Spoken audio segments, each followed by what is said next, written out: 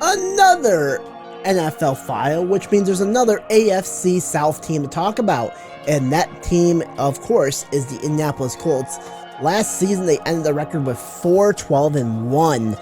And this year, they're looking to get a better season going this year by drafting Anthony Richardson in the NFL draft this season. And they're bringing this rookie quarterback in that has resemblance of people saying like Josh Allen. He has like that type of play style like Josh. I have to see it to believe it, first of all. But you bring in Anthony Richardson. You also bring in Isaiah McKenzie as well to be like your slot receiver. And you're trying to rebuild this team from the ground up after last season. Now, of course, you also bring in Gardner Minshew to be the backup in case Anthony Richardson can't really go. I mean, I'm surprised that Gardner Minshew is not actually the starting quarterback right now, but I believe they have a lot of faith in Anthony Richardson to have him starting this season coming up here.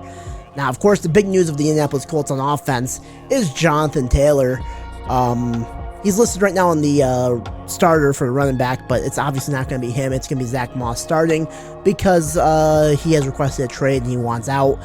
Don't know where he's going to go yet. If I have to recover him when he gets traded, if I have to cover the team that he gets traded to, we'll be talking about him on that team. But for right now, just going to mention it here on this video here right now. This is being recorded on the 23rd, by the way, not the 24th when this comes out. But Jonathan Taylor leaving Indy, not going to be around for to really know what this team could be like with Jonathan Taylor on the field. Let's go to the defense side of things. Of course, they still have DeForest Buckner. They got Grover Stewart. Those are two DTs I think are actually like top DTs in the league, to be honest with you. I think this defense is actually pretty decent. I like Kenny Moore as a cornerback for this team. I believe Shaquille Leonard is also one of the better linebackers as well in that middle linebacker spot for the Colts. This is a decent defense in my opinion, but like they can let stuff happen. If you stop Buckner and Stewart from getting in the backfield and like actually causing mayhem, the Colts can dominate teams easily. Or you can dominate this Colts defense easily if you stop Buckner and Stewart. If you can actually run the ball against this team, which good luck with Buckner and Stewart in the middle. But if you somehow get a run game going, this team is easy to beat from the defensive side of things. But it's hard to stop them. I mean, just being honest with you guys, I expect teams to like maybe double team Buckner and Stewart, maybe getting into it. I believe it's his second year for Stewart, I believe. He might have been around that at least a little bit longer. He's been here around since 2017. Why have I not like noticed him until like last season?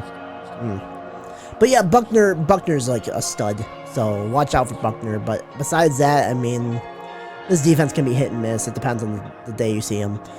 So yeah, let's get to the actual schedule for the Colts. Alright, so I have the Colts going an average of 5-12 this season, a ceiling of 7-10, and a floor of 116. I think the Colts offense and defense are kind of just mediocre at best, and plus they're starting a rookie quarterback as a quarterback, so I'm expecting the Colts to not have the best of seasons this year moving forward. This is all about rebuilding and showing promise in the future. Week 1 I have them losing to the Jaguars. Week 2 I have them losing to the Texans. Week 3 I have them losing to the Ravens. Week 4 I have them losing to the Rams.